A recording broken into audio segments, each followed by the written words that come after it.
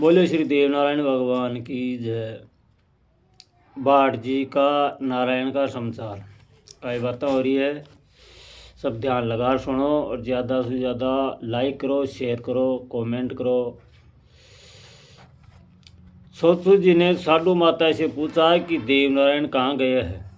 तब साधु माता ने कहा कि श्री देवनारायण तो गायां चराने के लिए गया है।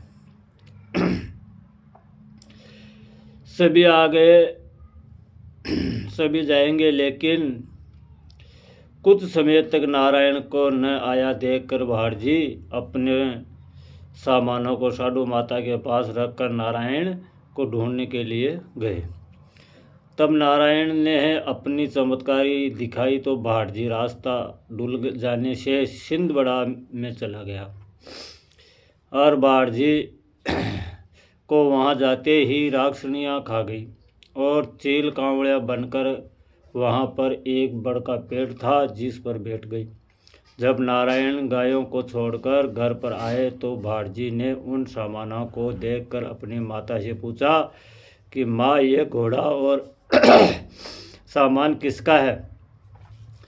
तब माता ने कहा कि लाला, आपका भाट आया है और यह सामान उसी का है। फिर नारायण ने पूछा कि वह किधर चले गए। तब साधु माता ने कहा कि वह तो तुम्हें ढूंढने के लिए ही गए। ऐसा जानकर नारायण भी काले गोरे भेरू को अपने साथ लेकर भाट जी को ढूंढने के लिए सिंधबड़ा चला गया।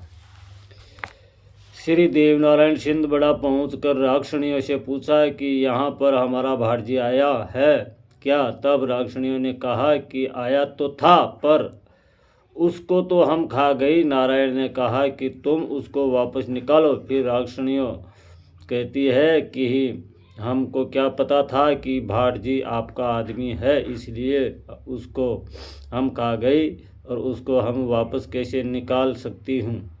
लेकिन देवनारायण ने कहा कि नहीं, आपने इसको वापस निकालना ही पड़ेगा। तब राक्षसनी ने कहा कि 4 युगों में जिसने भी खाया पिया वह किसने वापस निकाल दिया। देवनारायण ने राक्षसनियों से पटकाते हुए कहा कि मुंह से क्या पर नाक की तरफ निकाल लूँगा।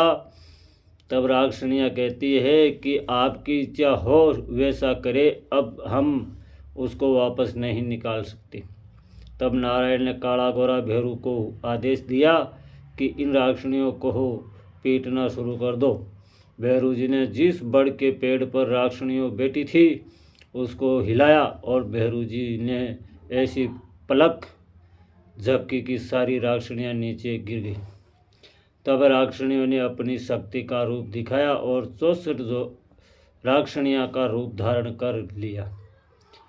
उधर भैरू ने अपनी शक्ति से 52 भैरू का रूप धारण कर लिया और लड़ने लगे। 52 भैरू 52 राक्षसनियों को पीटने लगे, लेकिन फिर 12 रह गई। उन 12 रानियों ने कहा कि हमारा कौन धनी धोरी है। तब नारायण कहते हैं कि 52 तो 52 भैरू के साथ हो गई, और जो तुम शेष 12 हो, 12 को जिनकी 12 माउस है, 12 माउस के रूप में जाने जाओगी। उस दिन किसी का भी फेरा नहीं होगा। इस वजह से माउस को कुमारी माना जाता है। अब जोगड़ियों ने छोछू भाट को भी वापस उगल लिया, लेकिन सब पंसलियाँ तो इकट्ठी कर ली, पर उसी राक्षसनी ने में से एक राक्षसनी एक पर पंसली को लेकर भाग गई तो देवनारायण ने उसके पीछे घोड़ा दौड़ाया दिया। राक्षसनी दौड़ती हुई मध्य प्रदेश में राजस्थान में जिला टोंक में आ गई, जिसके पीछे श्री देवनारायण भी आ गया। तो वहाँ पर एक ढीगला नाम का तालाब था। वह राक्षसनी मेंढकी बनकर उसी तालाब में पानी में छिप गई। नारायण ने अपनी ही कला से एक ढिंडवा बनकर उसी तालाब में छोड़ दिया वह ढींढवा उसको पकड़ कर के बाहर ले आया। तब नारायण ने उसी राक्षणी को पीटने लग गया। राक्षणी ने कहा कि हे स्वामी, हमको मत पीटो, हम आपके भाट की पंसली को वापस ले जाकर रखाऊंगी, पर यह नाथ इस राजस्थान में आपका और हमारा नाम रहना चाहिए। फिर राक्षणी ने भाट की पंसली को वापस रख आई। तब नारायण ने उस राक्षणी को तो उस तालाब में ढेंकला माता के नाम से ही पूजवा दिया। आज तो लोगों ने उसका मंदिर बना रखा है, जहाँ पर देव नारायण का ऐसा वचन है जो उस तालाब में आज भी मेंढकी नहीं रहती है। फिर देव नारायण एक छुरा की डाल तोड़कर उसका 2 पत्ता तोड़कर लिया और एक पत्ता की डाल को जमीन पर गाड़ दी और वहाँ पर एक पत्थर रख दिया। जहाँ पर गाय चराने वाला ग्वाल ने जिनसे कहा है कि यहाँ पर यह पत्थर है और एक पान का छुरा है, जिसकी आप लोग सेवा करना और सारे गांव में कह देना कि यहाँ पर देव नारायण है, तो यहाँ पर दुखिया का दुख मिट जाएगा। तब ग्वालों ने गांव वालों से कह दिया, जहाँ पर देव नारायण पूजे जा रहे हैं और बहुत सारा कारज होता है, उसको एक पत्ता का देवरा कहते हैं। यह वही छुरा है जो देव नारायण ने डाल को गाड़ी थी, जो आज तो बहुत बड़ा पेड़ हो रहा है। यहाँ पर लोगों ने मंदिर बना रखे हैं और बहुत कारज होता है। यह राजस्थान में जिला टोंक में ग्राम कपासपुरा और फतेहपुर के बीच में है। फिर देव नारायण छिंदवाड़ा में आ गया तो वहाँ पर एक जोगण पंसली को लेकर पाताल को चली गई थी। वह लड़की ही नागराज के पास रहती थी। नारायण भी उस पंसली को लेने के लिए पाताल लोक में चले गए। वहाँ पर नागराज से जाकर नारायण ने कहा कि आपके पास रहने वाली लड़की हमारे भाट की एक पंसली लेकर आ गई। तब नागराज ने कहा कि आप पंसली को तो ले जाना, लेकिन पहले हमारी पुत्री से शादी करनी होगी। आप पिछले जन्म में गोकुल में काली देह में गेंद लेने गए थे, उसी समय दी हुई अपनी प्रतिज्ञा को पूरा करना होगा। फिर देवनारायण ने नागराज से कहा कि आप तुम्हारी कन्या का टीका लेकर हमारे नानेरा देवास में भेज देना। मैं हमारे नाना मामा के साथ बारात सजा कर आऊँगा और आपकी कन्या को ब्याह कर ले जाऊँगा। नारायण ने पाताल से वापस आकर एक करीर की लकड़ी की पंसली बनाकर उसमें सरजीवन नामक जल का छींटा लगाकर भाट को जीवित कर दिया। भाट ने उठकर देवनारायण के चरणों में प्रणाम किया और फिर वहाँ से दोनों देवास में आ गए। नारायण ने अपनी कन्या का लगन लेकर नाई ब्राह्मण को देवास में भेज दिया है। नागराज मनुष्य ही है, लेकिन यह 2 देह को धारण कर लेते हैं, जिस वजह से इसका नाम नागदेव भी कहते हैं। इसका मकान छिंदवाड़ा में है। यह भयंकर जंगल में है और इनका गोत्र सोडा है। इसे नाग भट्ट भी कहते हैं। लोग इनको गुजर वंश बताते हैं। इनका गोत्र सोडा है, जिनके वंश में गुजर राजा के राज्य किया था। यह दुआपुर में श्री कृष्ण जी से काली देह में युद्ध किया था। वही कृष्ण जी ही नारायण का अवतार है। नारायण का टीका आते ही दूधाजी खटाना ने नारायण का टीका झेल लिया और नारायण का तेल बिनाए बैठ गया। माता साडू के घर पर गीत बधावा होने लगे। 10 दिन बाद नारायण की बारात देवास से चलकर छिंदवाड़ा में आ गई। फिर रास्ते में एक नीलगिरी पर्वत था, जहाँ पर एक अंगपाल जी नाम का ऋषि रहता था। तो तो नारायण ने उनसे उपदेश ले लिया था। तो नारायण का गुरुजी का नाम अंगपाल जी था। फिर श्री देवनारायण ने नाग कन्या के साथ फेरा खाकर विवाह हो गया। नागदेव ने नारायण को दहेज में खूब धन दौलत आदि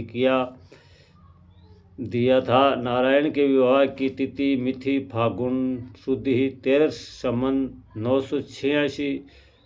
986 की साल में प्रथम विवाह नाग कन्या के साथ हुआ था।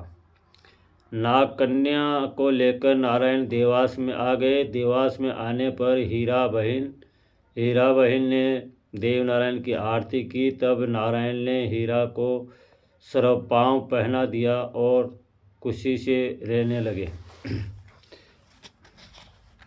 और साधु माता को यह तो याद थी कि देवनारायण अवतारी है जो गोठा को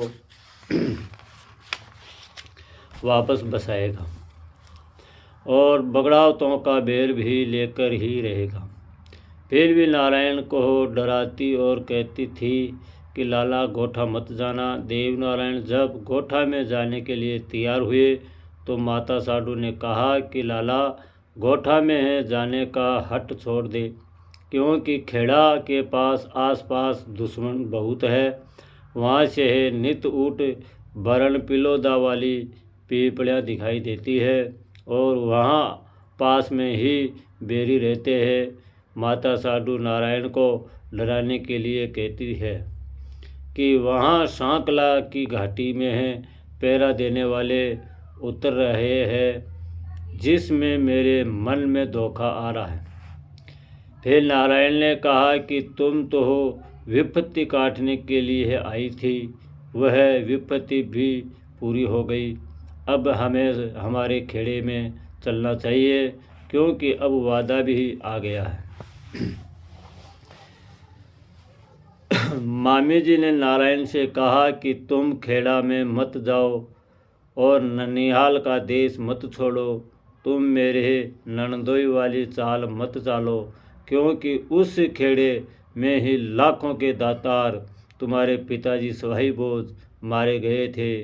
नारायण ने कहा कि मामी जी, उनका तो समय नज़दीक आ गया था, जिस वजह से उनको मरना पड़ा है। फिर देवनारायण ने मामी जी से कहा है कि मैंने सपने में खेड़े को बसता हुआ देखा है और राणा की राण को उजड़ते हुए देख लिया है। तब मामी जी ने कहा कि सोते समय तुम्हारी छाती पर हाथ रह गया, इसलिए संपन्न आ गया होगा। ये तुम्हारी सपने वाली बात झूठी है। फिर भी नारायण कहते हैं कि मामी जी, खेड़ा बसने का शुभ अवसर आ गया है और समय पलट गया है। कभी कभी तो पानी डूंगर में ही बहुत होता है और कभी कभी नदी होत और निवाण भी सूख जाता है। मामी जी ने कहा कि गोठा में तरवर खेजड़े बढ़ गया है और गलियों में हरियाली धूप बढ़ गई है। महलों में बंदर गरुड़ बिलाव रहने लग गए हैं और गायों की ही खड़ग में वन के सांबर रोज बैठने लगे हैं। और देवनारायण ने कहा कि मैं तरवर खेजड़े को काट गिरा दूंगा।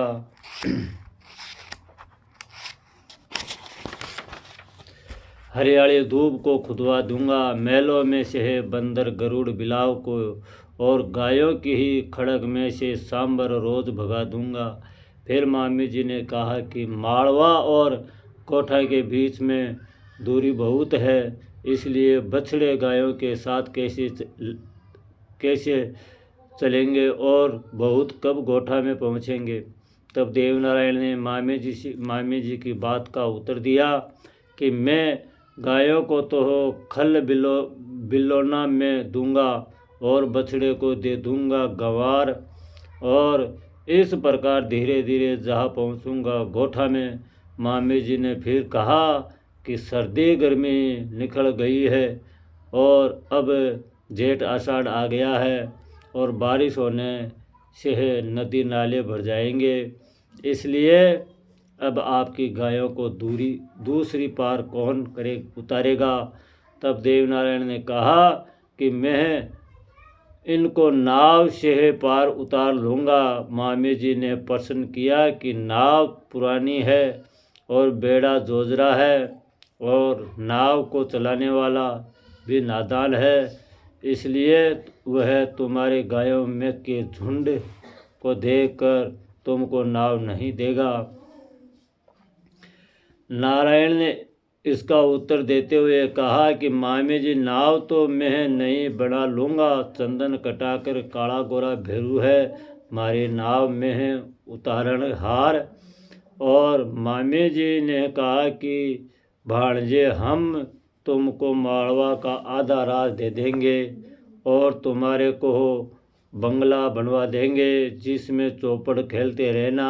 नारायण ने मामी जी की बात का उत्तर दिया कि मैं तो देश माड़वा और शहर उज्जैन को भी नहीं लूँगा और न ही चौपड़ पासा खेलूँगा, मैं तो सवाई भोज के उजड़े खेड़े को ही बसाऊँगा, वहाँ पर ही मेरा रेवत लीला घोड़ा का जीर्ण भी वहाँ जाकर ही उतारूँगा।